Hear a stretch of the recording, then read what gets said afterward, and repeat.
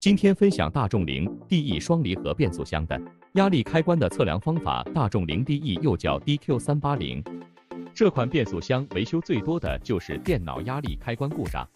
此款变速箱的阀体和机械损坏的还是比较少的，这个变速箱的电脑压力开关损坏率可以排在第1名，基本上隔3差5的换一个压力开关。问题来了，我们在换压力开关的时候，如何通过万用表进行测试？如何通过数据流来分析，确定压力传感器的好坏？看到 P173600 和 P173500这两个故障代码，离合器位置传感器1，离合器位置传感器2，我们都不用想，直接更换2个压力开关，90%以上可以解决问题，这属于非常常见的问题。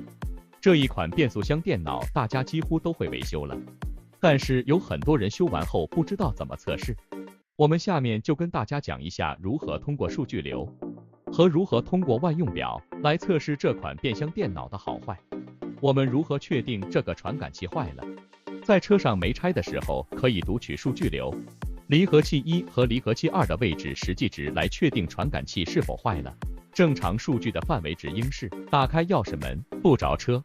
观察数据流。离合器1和离合器2的实际位置，如图左边离合器1位置实际值是-0.1，这是一个正常数据。离合器2位置实际值是-0.8，这是一个错误的数据。正常的时候，只要是正负不超0.2都是没有问题的。我们 K2 数据-0.8就是有故障的，直接换离合器2的压力开关就可以了。我给大家标记出来了，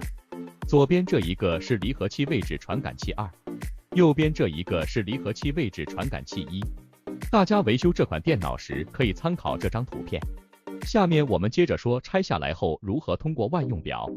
来测量压力开关的好坏，也是非常的简单和便捷。我们通过这个变速箱电脑上面这个插头，红颜色的这2个线去给它供电，黑色的线去搭铁。我们要给它上电，上完电之后，我们拿万用表去测这个压力开关。压力开关的随便两焊点去测电压，压力开关是有3个焊点的，我们直接去测量这3个焊点就可以了。拿万用表打到电压档，那么何为正常？这3个触点我们随便的去测，要确保这3个触点都能测出来。你2个的测，测出来之后得到3数值。首先，第1个数值就是5伏左右的一个供电电压，这个供电电压可能上下有幅度的，只要是5伏左右都是可以的。第2个数值0伏，就是没有电压的一个搭铁信号，搭铁电压有的可能稍微上下有幅度，比如0.1伏。还有一个就是0.6伏左右的一个信号电压，那么搭铁和供电电压只要有都是可以的。但是这个信号电压是我们要重视的，一定是0.6伏左右的一个电压，只要有这个信号电压，说明这个传感器是好的。比如它报离合器2，但是通过用万用表测量信号电压，它是0.6伏，在正常的范围内。我们再通过数据流来看，离合器2的数值-0.2也是正常的，说明这个传感器没有坏。即便把这个传感器给换了之后，车辆也是不能好的，可以去研究其他的东西，比方说是不是电脑板坏了，是不是缺油了，亦或者是离合器烧了，还是其他的问题。这种案例我们都遇到过多次，直接告诉大家可以少走弯路，免得重复踩坑。但是这个信号电压如果不是0.6伏，比如说0.4伏或者0.3伏